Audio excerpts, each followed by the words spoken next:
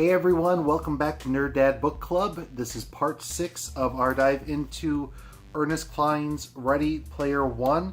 This is the finale for us, as we discussed last time.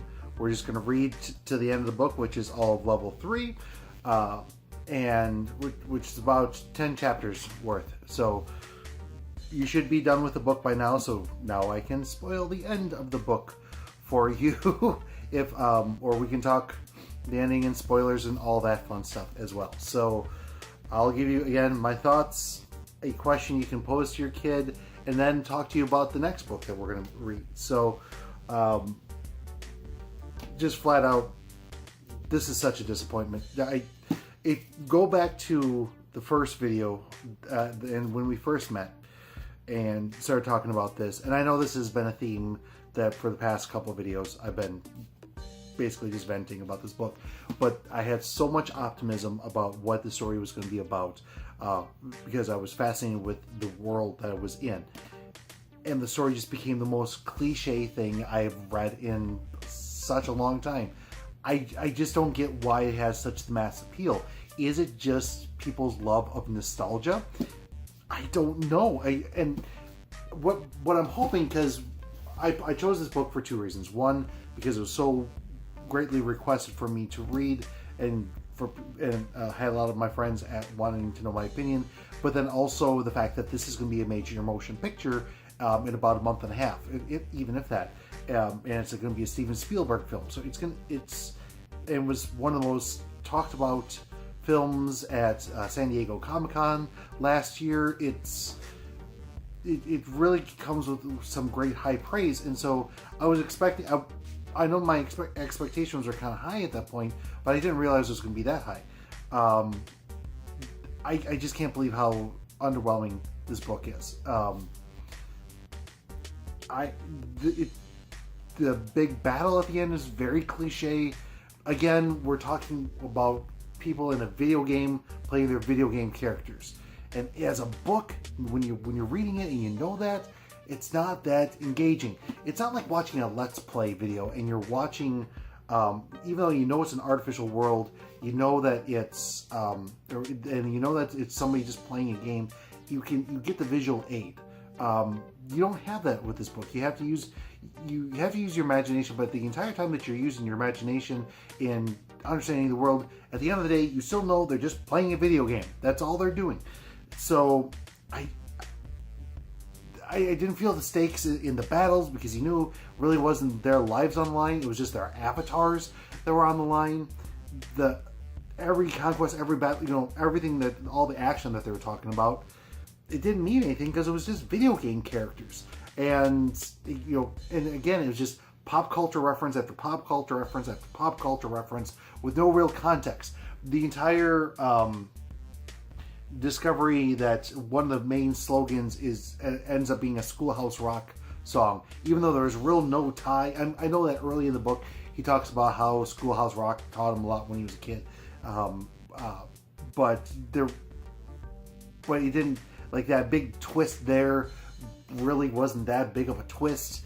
The other thing, the big twist that Ake wasn't a guy, it was a girl. Great. I mean, you kind of assume that people weren't going to be who they said they were. And that wasn't a huge revelation, really. Just very, very disappointing all the way around. I am looking forward to talking to my friends now that I've read everything, and I'm not going to accuse them of anything. I'm just going to ask them why they're interested, why they enjoyed the book.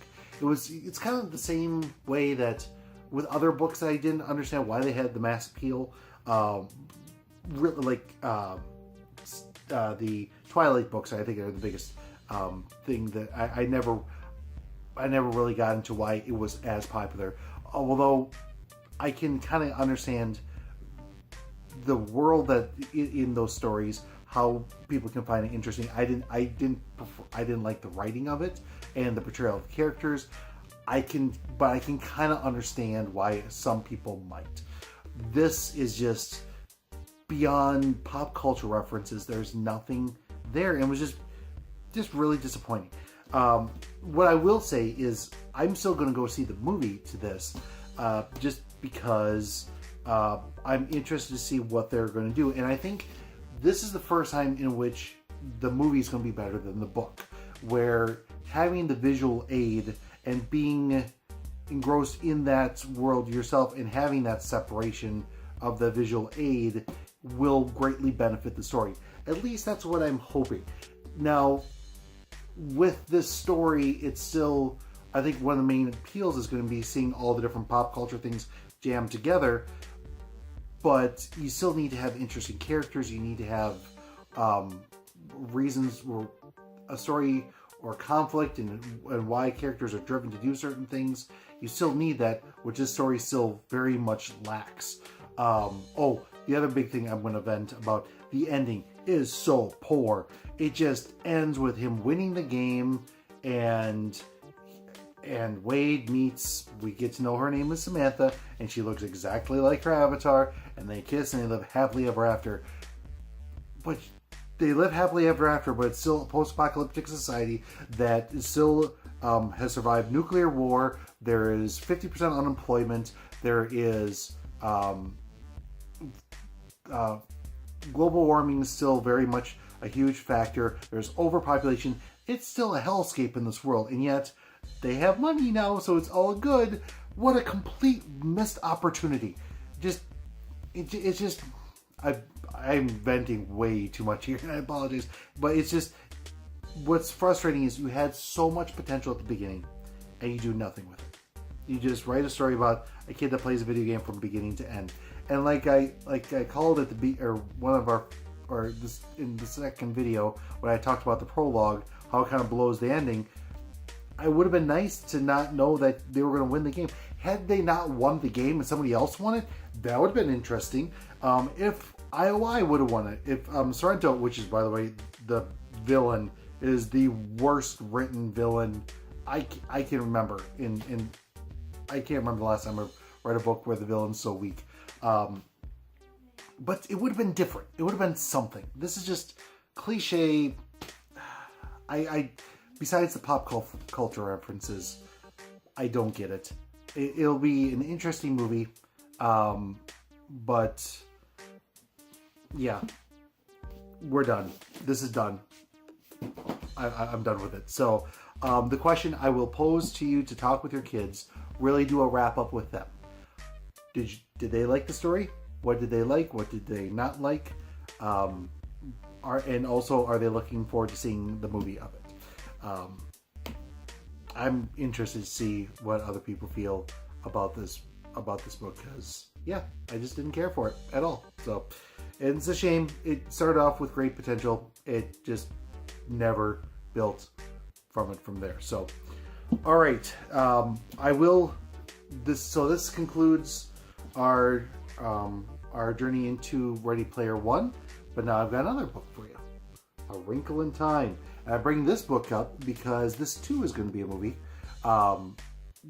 this March, and it's got a lot of buzz around the movie. And this is probably a story we've all read at one point when we were in school, and I think it's a good time to revisit the story. So for next week, and our part one of our dive into A Wrinkle in Time, read chapters 1 through 3.